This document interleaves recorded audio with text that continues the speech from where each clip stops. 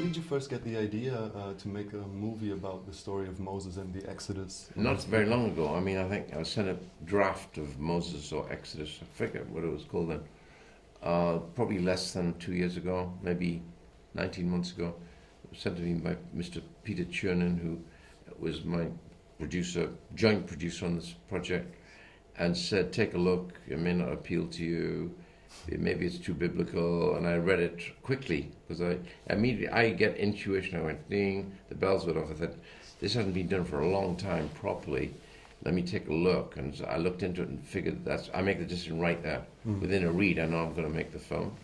I call him back saying, yeah, it needs some things, adjustment, bubble, but it was immediate, mainly because in reading it, his version he sent me was absolutely full breadth and width of Moses and his experiences, where he came from, where he ended. And I just didn't know anything about him. Okay. And so it was so fascinating. That was the real reason why.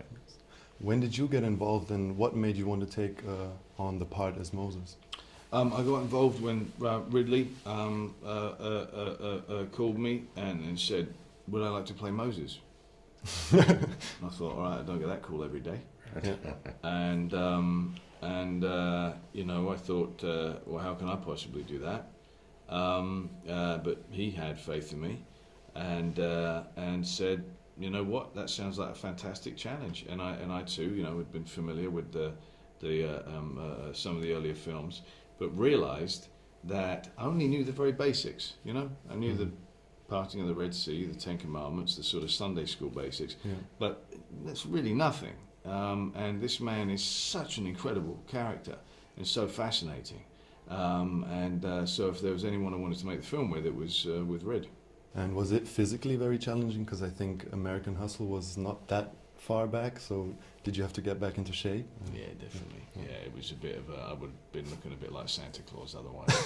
You know, I was out here and he was going, what have I done? And my head was completely shaved bald. I was the opposite in every way possible of people's iconic image of who Moses is.